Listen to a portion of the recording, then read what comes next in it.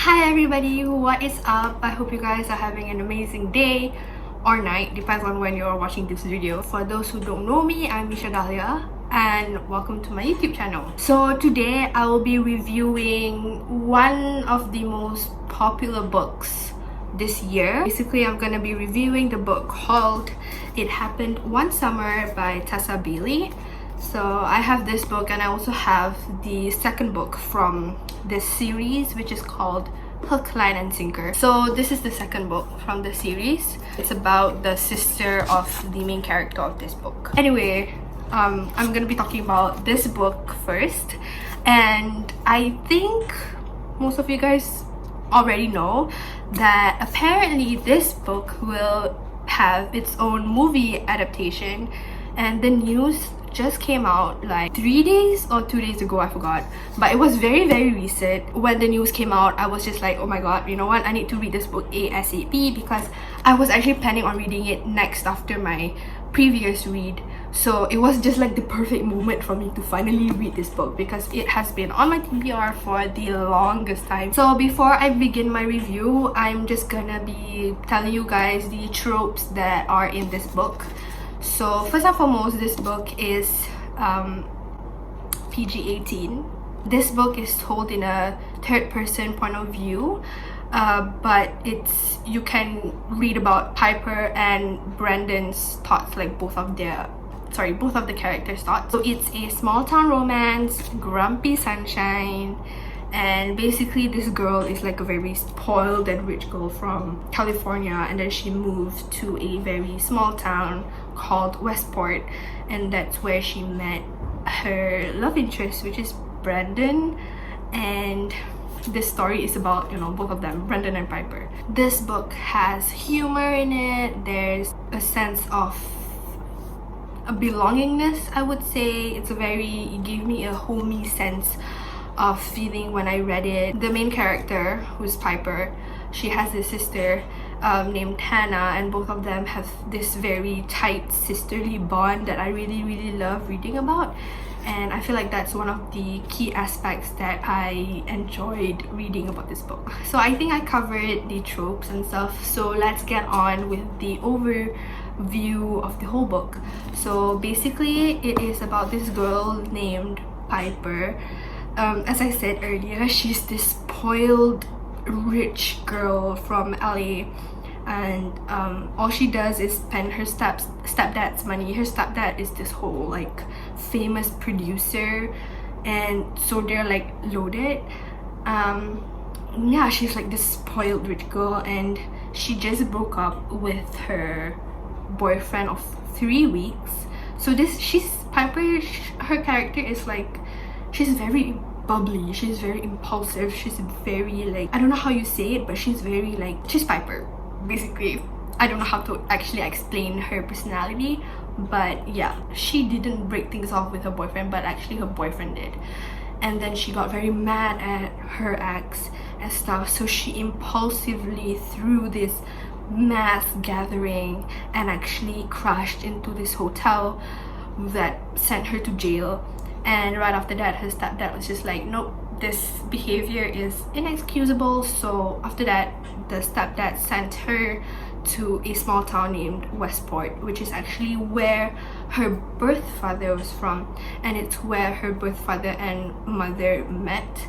But after the death of her birth father, her mother moved Piper and Hannah, which is Piper's sister, to LA, and that was where Piper's mom met Piper's stepdad, and that's where, you know, they grew popular and they had this name to them and, you know, that stuff. So obviously Piper was very upset when she got sent to Westport, but luckily Hannah decided to follow her, because as I said, they have this very tight sisterly bond. So obviously Hannah did not want to leave Piper alone, so Hannah was like, you know what, if Piper has to go, I'm going to. So their stepdad sent them away for 3 months, and yeah, so that's where everything happens. That's when Piper met Brandon, and they grew this, no, it was just their chemistry pool that had them you know, made them become closer, because Brandon is this, you know, he's this grumpy and moody man. He doesn't smile. He's the captain of one of the big ships in Westport, and you know, he's just this grumpy man.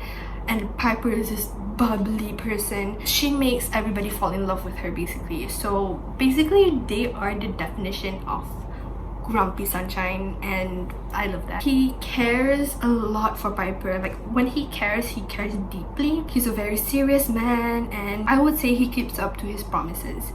And I feel like the instant Brandon met Piper, he kind of felt this connection with her. And as cliche as it sounds, he thought that Piper is like different than all the other girls, and you know, that kind of thing. So it was nice to read about it. Onto my review, I rated this book a 4 out of 5 stars. I loved this book, but it wasn't to the point where I felt like, oh my god, this book is like amazing, I can't, you know, I can't sleep without thinking about it, or like, you know, that kind of stuff. I loved it, but I didn't like love it so much, you know, that kind of thing. There was nothing wrong with the book, but I just don't find anything, there wasn't this special connection I felt, even though I did connect to the characters very well. Like I said, the special bond between me and this book, it wasn't there. So that was what made me rate it a 4-star instead of a 5-star, if that makes sense. Yeah, there was nothing wrong with the book, you know, everything was fine. It was just me being me, and I rated it a 4 or 5 stars. Brandon's friendship with his I don't know how you call it, his crew from his ship, they have this very, I would say it's a very funny kind of dynamic happening, because they're all very bubbly and like funny men, and then there's Brandon, who's like serious all the time. And I mean, I love how Tessa Bailey writes her. You know, she's funny. I feel like if I were to be friends with her, I would laugh every day or every single second that I'll be with her, because I feel like she's a very funny person, and the way she writes her characters, they are very funny as well. So the humor in it is a 10 out of 10 for me. So that was nice. And then the character development, oh my god, yes. I feel like I really need to touch on this. Piper's character, the way that she develops from becoming this very, I feel like I've said this a lot of times, like she's a spoiled rich girl, but when she moved to Westport, she finally understood the meaning of, I mean, the importance of saving money. Because when she went there, her stepdad actually gave her a budget. So like within 3 months, you know, you need to like, I mean, in Malay you say like pandai-pandai lah dia buat, like jaga tu duit, you know what I'm saying? So macam budget lah. Okay, so yeah, so she had to learn how to budget her money well and stuff. So that was where she kind of like understood, like, okay, you know, this kind of thing. And she learned how to be independent and stuff, which is very nice to read about. And I love the epilogue, where there was this thing that happened in the epilogue that it was like she finally understood, like, you know, this is what I want. I know that the life in LA is like this fake version of me, and that's not me. But you know, I don't want to say so much without spoiling, but basically that's all I'm gonna say. I honestly can't wait to hear more movie news, the casting and like the script and everything, and I really hope that it wouldn't really crush my hopes that I have, because the book is good.